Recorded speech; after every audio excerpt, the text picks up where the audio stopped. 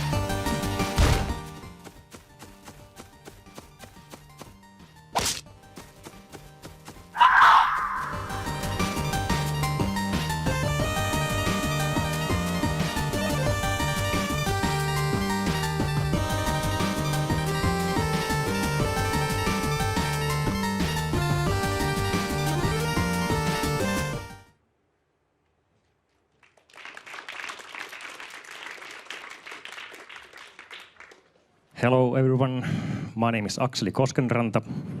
I'm from Team TikkuUcco and our game is MoleMania.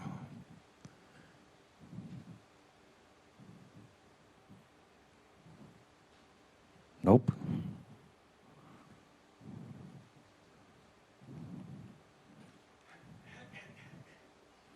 Maybe now. All right.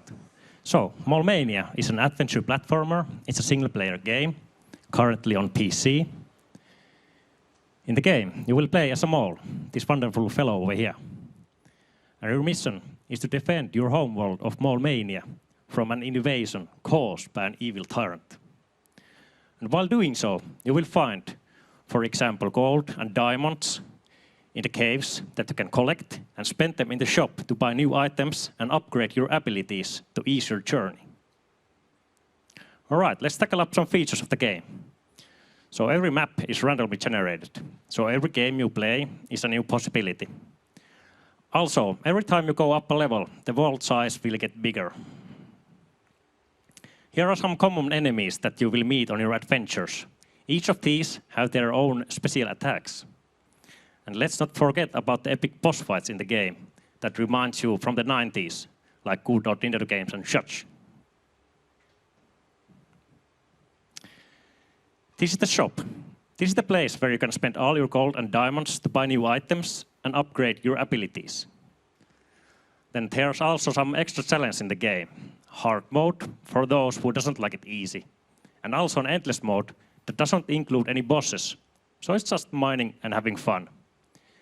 There's almost no restrictions how big the world can get in endless mode, so it's gonna be huge. Our journey began in February this year.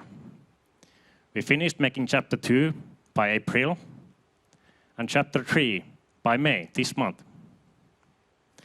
The release date for the game is going to be in the end of the year, so we have plenty of time to add more content to the game and make sure the game runs smoothly and hiccup-free, so it's fun to play. In the near future, a possible console release. Let's see some other platform games. Terraria, over 30 million copies sold, current price around 10 euros. Spelunky, 2 to 3 million copies sold, current price around 15 euros. And for MoleMania, a single purchase from 5 to 10 euros with future DLC from 2 to 5 euros that add more content to the game. Here's our team. I've done programming in this project. Elin has done an amazing job with art and animations. And Nico has been a great help in programming and also in art. Thank you.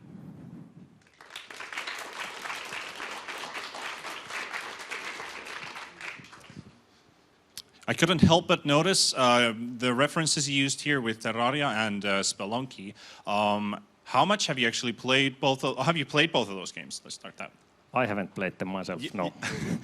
Because I was thinking kind of a lot of these games where it comes to these kind of digging games and what kind of elements that they have in, how is this maybe unique compared to those two? Can you just answer straight off the bat, or does it have just a lot of similarities to them? They have similarities, but there are some wonderful characters in this game, lovely characters, and so it's that kind of different. Okay, all right. A retro-styled game. Jury questions. Something on your mind? Thank you so much. This is very interesting, and I was just wondering that there are, I guess, 3 billion mobile gamers or mobile players in the world. Have you thought about that this could work also on mobile? Yes, we have actually thought about it. Yes. Okay. Jaakko, please continue. Okay. I was just wondering, like, making meaningful random levels, it can be like really hard. Do you have any like ideas of how to make those levels interesting, meaningful, have some kind of uniqueness there? Yeah. So at the moment we have these treasure boxes that you can find in the world. That by breaking them you will find random items, which of some items are more common than the others. And also we are thinking of adding like buildings or something like that in the randomness. So it's totally random. What can you find in the world? Yeah, and bit the same question. And another question is like, was there some progression for the mole? So between levels, does it progress somehow or gain new abilities? Yes. So you have 4 times to use the shop before the boss appears in the story mode.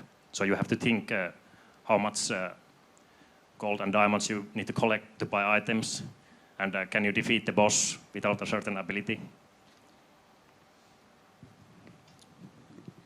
Again, no question from me, but a comment that great that it seems that you kept the scope of the game tight. So to be able to release a game from beginning to end in less than a year, that's just try to keep that, and great. Thank you. Actually, I wanted to ask, does the audience have any questions on their mind? Because you have the opportunity to ask if you do have something on your mind.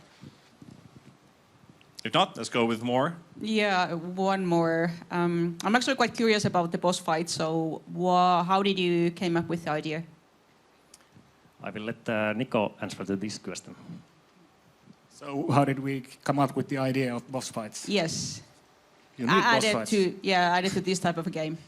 I don't know. I think it makes it more fun and meaningful, I guess.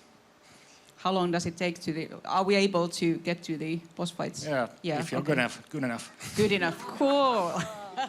We have 3 bosses right now in the game. Yeah, I would. Yeah, maybe just as a follow-up comment. Yeah, I haven't tried the game, obviously, but yeah, I think the boss, characters at least look cool, and I think it would actually, add sort of if considering the unique selling points or sort of different, how to differentiate from the other similar types of retro, stylish games. At least, this is how I feel. But let's see when I come to play just the game, what happens. Well, that is going to be one of the main parts for today. Thank you for the presentation, and let's give it a round of applause.